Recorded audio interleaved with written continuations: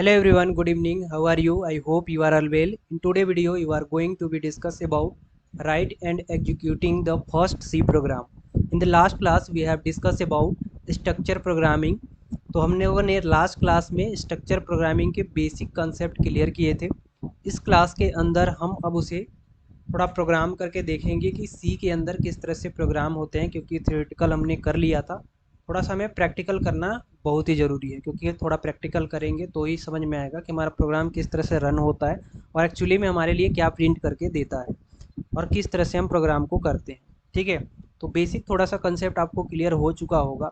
इस वीडियो के अंदर हम प्रोग्राम स्टार्ट करेंगे, जो बेसिक प्रोग्राम है यहीं से हमारा सी प्रोग्राम स्टार्ट होता है। ठीक है, फर्स्ट ऑफ ऑल हम समझेंगे यहाँ पे कि हमारा फर्स्ट जो सी प्रोग्राम है उसका फर्स्ट हमारा जो लाइन है उसमें क्या लिखा हुआ है और इसका क्या मतलब है। फर्स्ट लाइन है हमारा has include studio dot H. ठीक है, तो सबसे पहले हम राइटिंग करेंगे, यानी सबसे पहले हम लिखेंगे प्रोग्राम को, इसके बाद फिर रन करा के देखेंगे, यानी एग्जीक्यूटिंग करा के देखेंगे अपने सी प्रोग्राम के अंदर। सबसे पहला हमारा लाइन क्या है, has include studio dot H.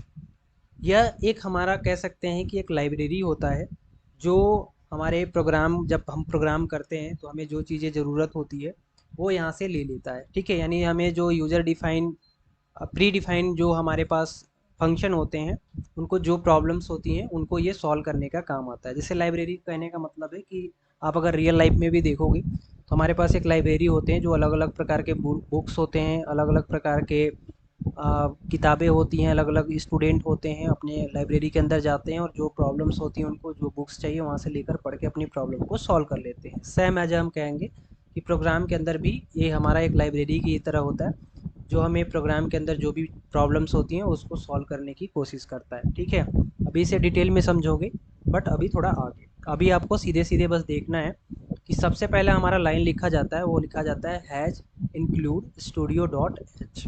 Second हमारा लिखा जाता है हैज फिर इंक्लूड, इसके बाद लिखा जाता है यहाँ पे CONIO डॉट एच।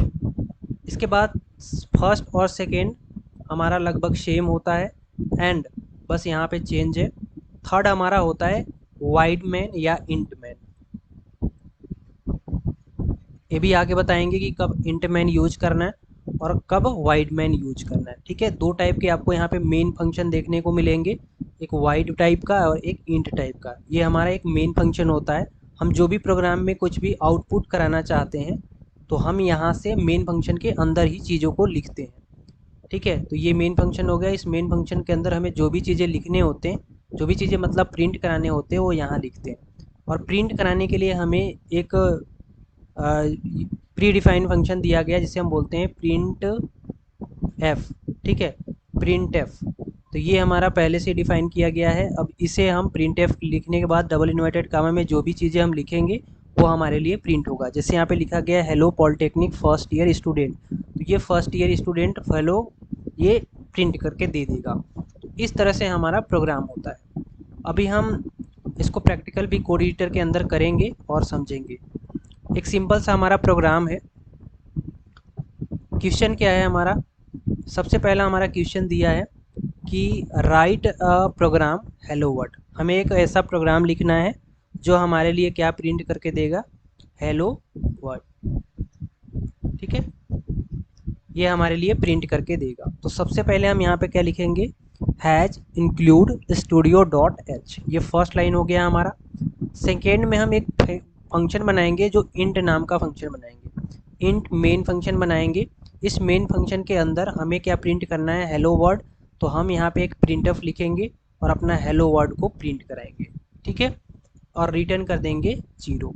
तो जैसे ही हम ये कोड अपने कोड एडिटर के अंदर लिखेंगे तो हमारे लिए क्या आउटपुट आ रहा होगा, हेलो वर्ल्ड। राइट, तो ये हमारे लिए क्या हो जाएगा, प्रिंट हो जाएगा। अब इसे आप कोड एडिटर के अंदर करना चाहते हो तो कर सकते हो। अगर आपके लैपटॉप में कोड एडिटर है तो आप उस पर इस्तेमाल कर सकते हो। अगर किसी के पास नहीं है, मोबाइल भी है, तो आप गूगल पे जाना और वहाँ पे कोड एडिटर सर्च कर लेना सी प्रोग्रामिंग का। आपको इस तरह से कोई भी कोड एडिटर ले लेना है और यहाँ पे आपको अपना सी प्रोग्रामिंग को सेलेक्ट करके करना है। यहाँ पे काफ़ी सारे लैंग्वेज हैं, अगर आप सी, सी प्लस प्लस, जावा, पाइथन कोई भी लैंग्वेज सीखना चाहते हैं तो यहाँ से आप सेलेक्ट करके सीख सकते हो। ठीक है, यहाँ पे कोड एडिट मतलब अपना कोड एडिटर पे कोडिंग कर सकते हो। फर्स्ट ऑफ ऑल हमारा सबसे पहले क्या लिखा जाएगा, has include studio dot H, ये सी के अंदर। ठीक है, ये हमारा एक बना बनाया हुआ कह सकते हैं कि सिंटैक्स है, इस सिंटैक्स पे ही काम होगा, इस सिंटैक्स पे ही हमारा प्रोग्राम होगा। ठीक है, तो has include studio dot H हो गई।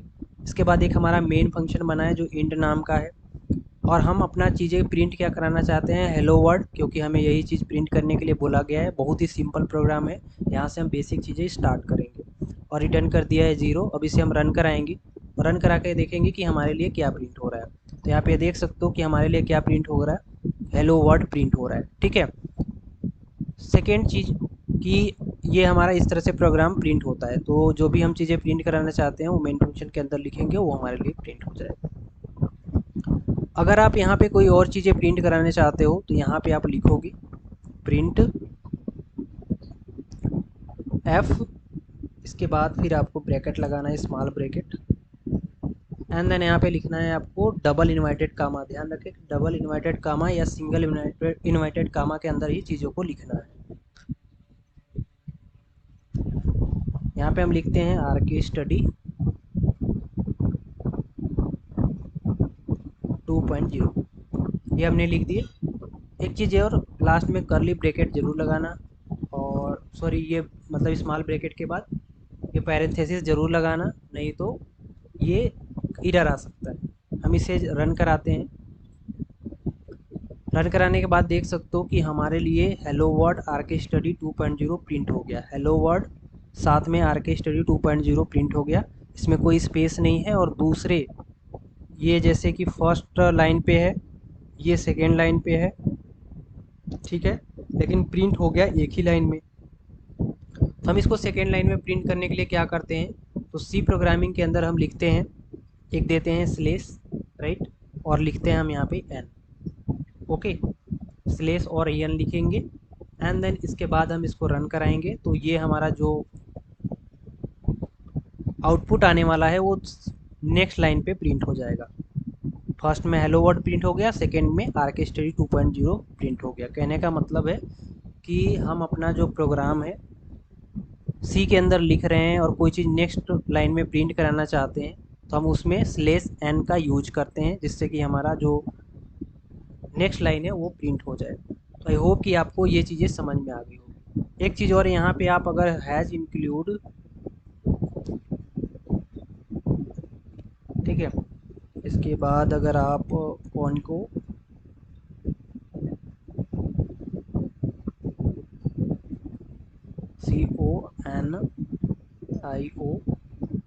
CONIO.H, ये इसे आप लिखते हो और इसे लिखने के बाद भी रन कराओगे तो आई थिंक कोई एरर नहीं आएगा। ठीक है, देख सकते हो कि यहाँ पे कोई भी एरर नहीं आया, तो ये भी आप लिख सकते हो, ये दोनों चीज़ें लिख सकते हो, और एक इसमें से नहीं भी लिखोगे तो कोई दिक्कत नहीं है, अभी छोटे प्रोग्राम में कोई भी एरर नहीं आएगा। ठीक है, तो इस तरह से हम प्रोग्राम करते हैं। आई होप कि आपने छोटा सा प्रोग्राम जो है वो स्टार्ट कर लिया होगा, जान लिया होगा, देख लिया होगा। इसमें कोई और डाउट है तो पूछ लेना। अभी अब एक एक के बारे में हम डिस्कस करते हैं, एक एक लाइन के बारे में डिस्कस करते हैं कि ये चीज़ें है क्या, तभी आपको और क्लियरिटी आएगी।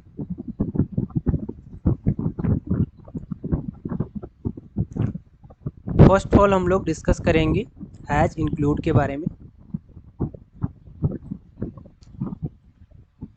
Has include studio dot H, ये क्या है, तो हैज इंक्लूड स्टूडियो डॉट जो है उसका यूज हम कंपाइलर को यह बताने के लिए यूज करते हैं कि इस प्रोग्राम में स्टूडियो लाइब्रेरी के पहले से ही डिफाइन यानी प्री डिफाइन फंक्शन है। कहने का मतलब ये है कि हमारा जो स्टूडियो डॉट एच है इसके अंदर कुछ लाइब्रेरी फंक्शन दिए गए हैं, लाइब्रेरी है ये, तो इसमें प्री डिफाइन फंक्शन पहले से ही हैं, जैसे हमारा प्रिंट एफ, स्कैन एफ, इनका यूज करेंगे। मतलब हम अपने अपने प्रोग्राम के अंदर प्रिंट एफ प्रिंट कराने के लिए कोई भी चीज़ें हम प्रिंट एफ का यूज करते हैं, इसी तरह से स्कैन एफ, इन सभी का यूज करेंगे, पहले से ही पता होता है इसलिए हम इसको लिखते हैं। ये फंक्शन प्रोग्रामर द्वारा नहीं बनाए जाते हैं, ये फंक्शन पहले से ही डिफाइंड फंक्शन है। कहने का मतलब है कि ये जो भी हमारे फंक्शन बने हुए हैं ये पहले से ही है, ये कोई अभी प्रोग्रामर नहीं बनाता, प्रोग्रामर द्वारा बनाया गया दूसरा होता है, ठीक है। ये पहले से ही है। अभी आपको उसमें पता चलेगा कि हमारे पास कौन कौन प्री डिफाइंड फंक्शन है, कौन यूजर डिफाइंड फंक्शन है, वो आगे आपको पता चलेगा, ठीक है। बस आपको इतना जानना है कि हमें जो has include studio dot H है, ये एक लाइब्रेरी है जिसमें हम प्री डिफाइंड फंक्शन कुछ हमारे पास है उनको यूज करेंगे, इसलिए हम इसको लिखते हैं। दूसरा है हैज इंक्लूड, फिर है CONIO डॉट एच। ये हम कब यूज करते हैं, तो अपने प्रोग्राम की आउटपुट स्क्रीन यानी कंसोल स्क्रीन के लिए करते हैं। यानी आप कोई भी चीज़ें आउटपुट प्राप्त करना चाहते हो अपने स्क्रीन पे, तो उसके लिए हम ये कॉन्को डॉट एच का यूज करते हैं प्रोग्राम के अंदर। प्लस में इस लाइब्रेरी के प्री डिफाइंड फंक्शन जैसे इसमें दिया गया है CLRS, ठीक है, फिर गेट, ये सारे फंक्शन जो है यूज हम जब करते हैं तब हम ये कॉन्को डॉट एच लिखते हैं। अगर इनका यूज नहीं करते तो ज़रूरी नहीं है, आप स्टूडियो डॉट एच भी लिख के काम चला सकते हो, ठीक है।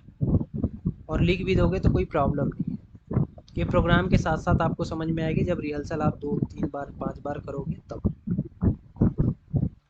अब हमारा सबसे मोस्ट इम्पोर्टेंट ये चीज़ें हैं जो हमारा मेन फंक्शन था, ठीक है। यहाँ पे लिखा गया है wide main function. Wide main function यानी हमारा यहाँ एक प्रकार का मेन फंक्शन होता है। हम सारी कोडिंग यानी जितनी भी हम कोडिंग करते हैं मेन फंक्शन के अंदर ही करते हैं, यानी मेन फंक्शन के अंदर ही हम चीज़ों को जो लिखते हैं वो हमारे लिए प्रिंट होता है। कंपाइलर केवल मेन फंक्शन के अंदर के फंक्शन को ही एग्जीक्यूट करता है, यानी जो हमारा कंपाइलर है, सी हमारा जो है वो एक कंपाइलर बेस है, ठीक है। और जैसे पाइथन हो गया, ये सब हमारा इंटरप्रेटेड होते हैं, तो अभी कंपाइलर और इंटरप्रेटेड के बारे में डिफरेंट भी बताएंगे। बट अभी आपको इतना समझना है कि सी या C++ हमारा या जावा कंपाइलर बेस होता है। तो कंपाइलर जो है वो मेन फंक्शन के अंदर जो भी चीज़ें लिखी होती है उसको वो रीड करता है अपने कोडिंग के अंदर, ठीक है। तो मेन फंक्शन के अंदर के फंक्शन को ही एग्जीक्यूट करता है, यानी हम सारी कोडिंग मेन फंक्शन में ही करते हैं। यानी जो भी चीज़ें हमें प्रिंट कराने होते हैं वो हम अपने मेन फंक्शन के अंदर ही लिखते हैं। प्रिंट हेलो वर्ड, अब इस फंक्शन का यूज हम कंसोल स्क्रीन पे कोई मैसेज दिखाना चाहते हैं तो इसके लिए हम यूज करते हैं। तो हमने बताया ना कि हमें कोई भी चीज़ें अपने प्रोग्राम को करने के बाद कोई चीज़ें आउटपुट दिखाने हैं, तो आउटपुट के लिए हम यूज करते हैं प्रिंट एफ। यानी हम यहाँ पे प्रिंट एफ लिखेंगे। अब ये प्रिंट एफ के अंदर जो भी चीज़ें हम लिखेंगे वो हमारे लिए प्रिंट हो रहा होगा, राइट। तो हम इसके लिए यूज करते हैं प्रिंट एफ फंक्शन का। प्रिंट एफ में पैरेंथेसिस के अंदर डबल कोड के अंदर हम जो भी लिखेंगे केवल वही मैसेज यूजर को कंसोल स्क्रीन पे दिखाई देगा। तो इस बात को ध्यान में रखेंगे कि आप जब भी प्रिंट एफ लिखोगे, प्रिंट एफ लिखने के बाद आपको एक पैरेंथेसिस लगाने हैं, और पैरेंथेसिस लगाने के बाद आपको यहाँ करना क्या है कि आपको डबल इन्वर्टेड कामा के अंदर वो चीज़ें लिखनी है जो आपको प्रिंट कराने हैं। ऑलराइट, तो आई होप कि आपको स्टार्टिंग समझ में थोड़ा सा आया होगा, राइट। थोड़ा प्रयास करोगे तो बिल्कुल आ जाएगा। एक हमारा यहाँ पे गेज फंक्शन का भी यूज होता है, जो हम कोई चीज़ें कंसोल कर रहे हो तो वहाँ पे यूज करते हैं। तो इस फंक्शन का काम केवल कैरेक्टर को लेना होता है। यह फंक्शन हमारी कंसोल स्क्रीन को तब तक रोक कर रखता है जब तक हम कोई कैरेक्टर प्रेस नहीं कर देते, ठीक है। तो ये कैरेक्टर के लिए यूज करते हैं जब हमें कैरेक्टर को यूज करना होता है गेज का। तो आई थिंक आई होप कि आप लोगों ने छोटा सा जो प्रोग्राम है वो यहाँ से सीख गया होगा। थोड़ा सा हम डिस्कस करेंगे कंपाइलर एंड इंटरप्रेटेड के बारे में, जो कि काफ़ी इंपॉर्टेंट है। अभी हम बात कर रहे थे कंपाइलर के बारे में कि कंपाइलर क्या होता है और इंटरप्रेटेड क्या होता है। फर्स्ट ऑफ ऑल हम ऐसे समझेंगे कंपाइलर क्या होता है। C++, जावा जैसी जो लैंग्वेज हैं वो कंपाइलर बेस्ड है,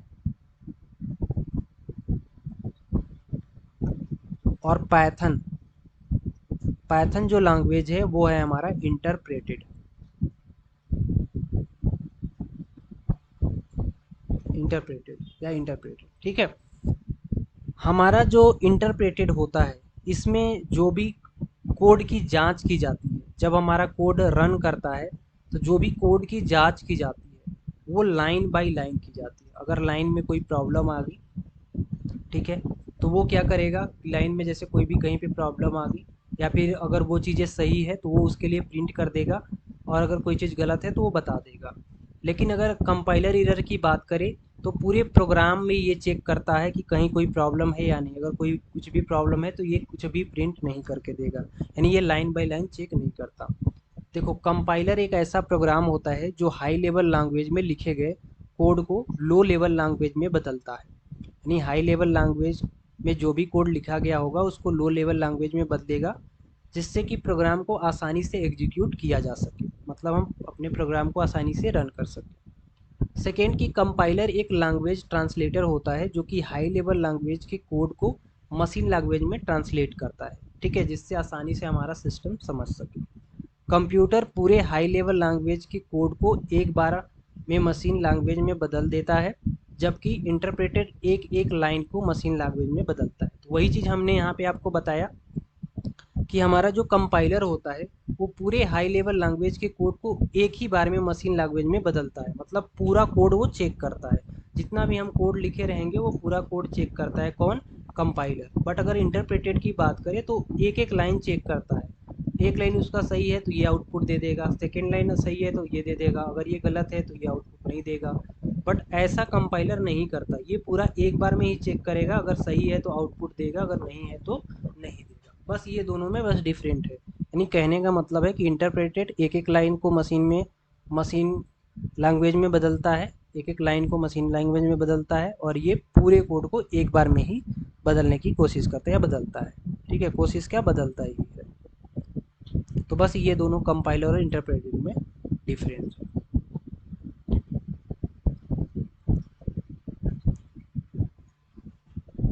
कंपाइलर के द्वारा सोर्स कोड को ऑब्जेक्ट कोड में कन्वर्ट यानी बदला जाता है। अगर सोर्स कोड में कोई एरर यानी कोई भी किसी प्रकार का बग्स या गलती होती है, यानी जो भी हमारा सोर्स कोड में कोई भी गलती होती है, तो कंपाइलर सोर्स कोड को ऑब्जेक्ट कोड में नहीं बदल सकता। ठीक है। दूसरा, कंपाइलर इंटरप्रेटेड से ज़्यादा बुद्धिमान इंटेलिजेंट होता है, क्योंकि यह एक ही बार में पूरे सोर्स को ट्रांसलेट कर देता है। कहने का मतलब है कि जो हमारा कंपाइलर होता है वो काफ़ी इंटेलिजेंट होता है। क्यों होता है? क्योंकि जो भी हमारा जितना भी कोड होता है वो पूरा एक बार में रीड करता है, जबकि इंटरप्रेटेड वो लाइन बाय लाइन रीड करता है।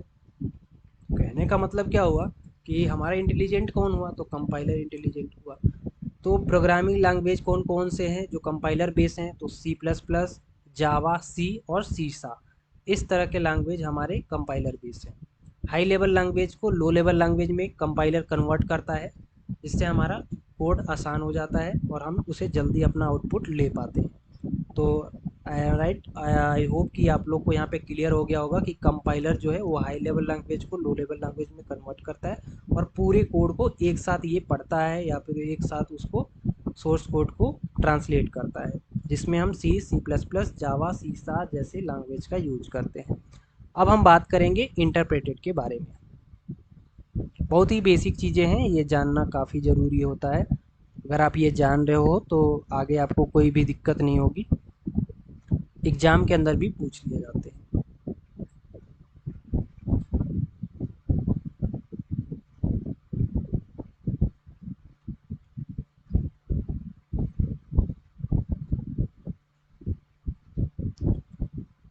अब हम बात करेंगे इंटरप्रेटेड के बारे में।